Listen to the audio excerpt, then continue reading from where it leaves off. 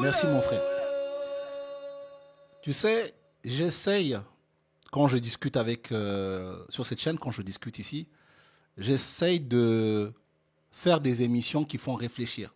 Mais je ne veux pas aller dans le Ouais, sens de tout le monde. J'essaye de ne pas aller dans le sens de c'est tout le monde. ça. Parce que le sens de tout C'est le monde, vrai. c'est d'avoir un discours lisse. C'est, voilà, nous sommes, nous sommes. Les autres, c'est les méchants. Et nous sommes, nous sommes. J'ai envie qu'on soit un peu responsable.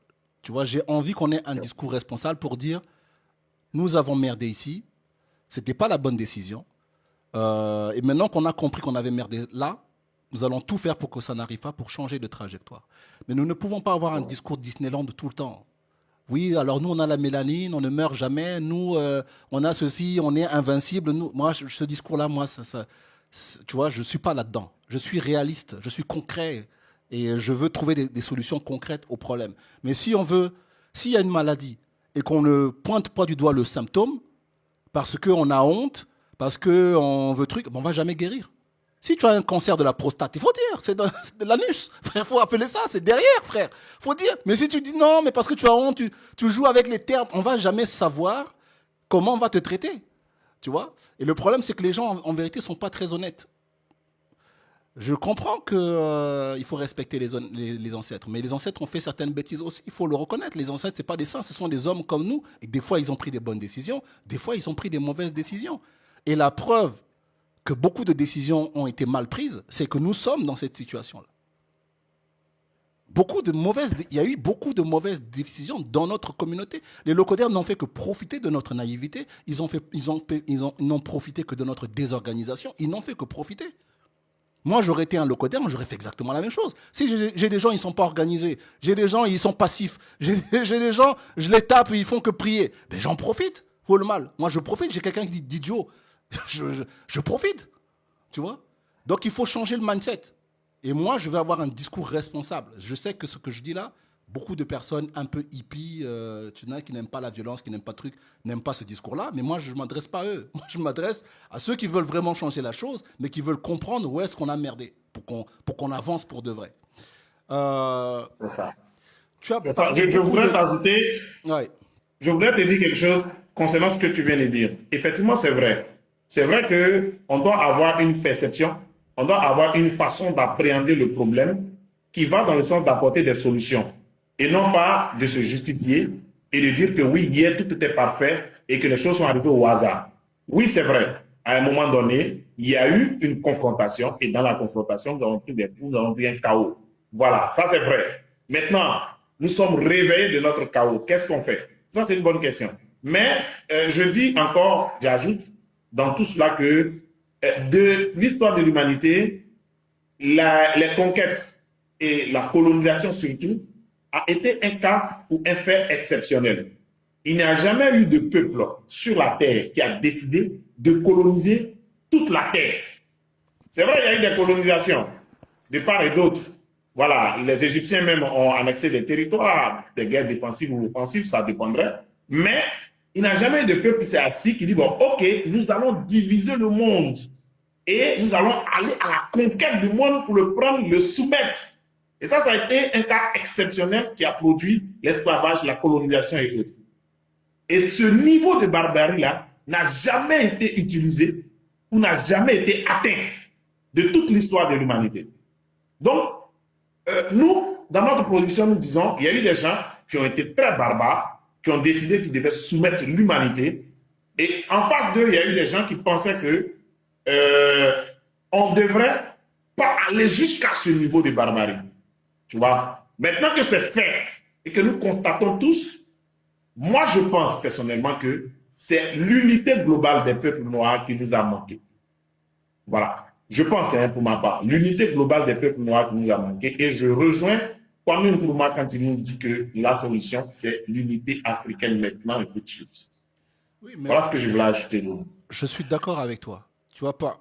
Parce qu'on va, je le répète, on va parler de la désaliénation, de la colonisation, tout ça, nous allons parler de ça. Mais j'ai envie de comprendre déjà les mauvaises décisions, ensuite les bonnes décisions à prendre, et après on va parler de l'histoire et de tout cela. Tu vois. Euh, Tu as beaucoup parlé de l'Égypte, tu as peu parlé de l'Afrique impériale. Et même si tu n'en as pas parlé, tu as soulevé le fait que c'est le manque d'unité. Mais comment on peut faire l'unité si on n'a pas un socle commun, si on n'a pas quelque chose pour lequel on est prêt à tuer et à mourir pour ça? Parce que l'unité, je veux bien qu'on soit unis. Mais il me faut une raison de tuer une personne pour ça. Il me faut une raison. Ben oui, mon frère. Parce que les autres, là, ceux qui sont venus nous tuer, ils avaient une raison. Ils avaient une raison pour tuer les autres et ils avaient une raison pour mourir pour ça. Ils avaient une raison. Pour d'autres, ça a été le Coran. Pour d'autres, ça a été la Bible. Pour d'autres, c'était Jésus. Pour eux, c'était une mission divine de faire ça. Puisque c'est le pape qui ordonne. C'est le pape qui donne le décret. Donc, quand ils vont avec le drapeau du Christ. Pour eux, c'est une mission civilisatrice. D'ailleurs, c'est ce qu'ils ont appelé ça comme ça. Les bateaux qui sont venus, certains bateaux s'appelaient Jésus. Donc, eux, quand ils sont dedans, ils se disent, ouais, je vais au paradis, en fait. Je fais quelque chose pour mon peuple, pour ma race, pour le bien de l'humanité. Donc, je vais sauver l'humanité, en fait.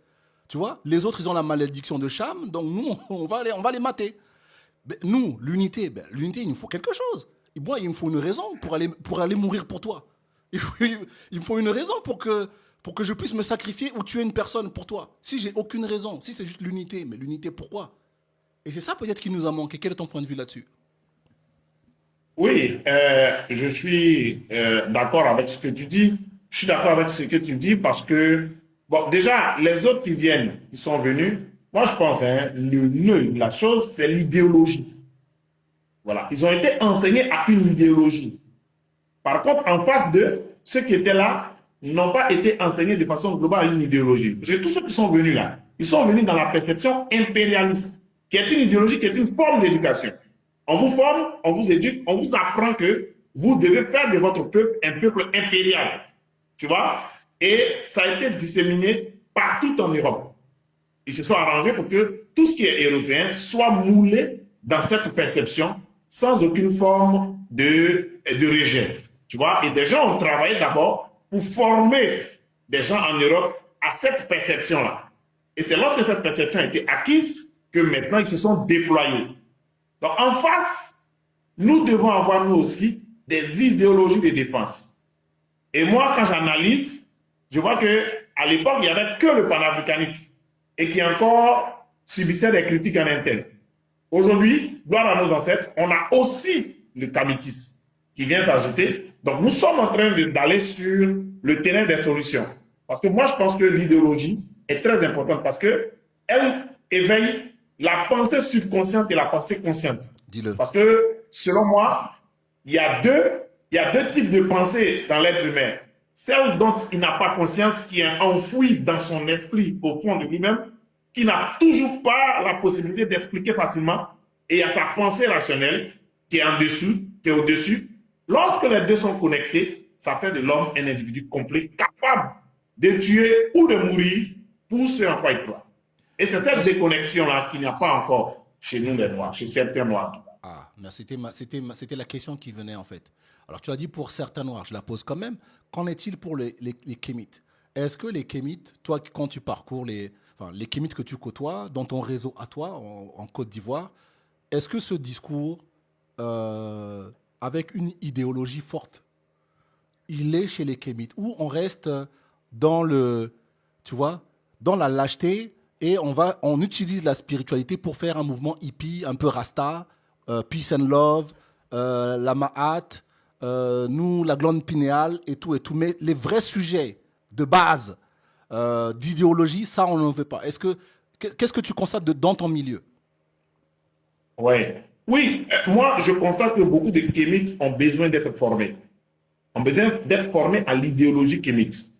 Moi, je pense que le kémitisme n'est pas limité seulement à la chose spirituelle religieuse. Et malheureusement, nous constatons que beaucoup de kémites sont limités à ce niveau-là. Et ont même des difficultés à aller au-delà. Et ça, c'est pas bon. Et c'est pour ça qu'on parle d'idéologie. Il faut former les gens à plusieurs niveaux. Parce que le combat kémite n'est pas qu'un combat spirituel. C'est un combat civilisationnel. Et dans la civilisation... Attends. Reste là. Maintenant, réfléchis à ce que tu vas dire.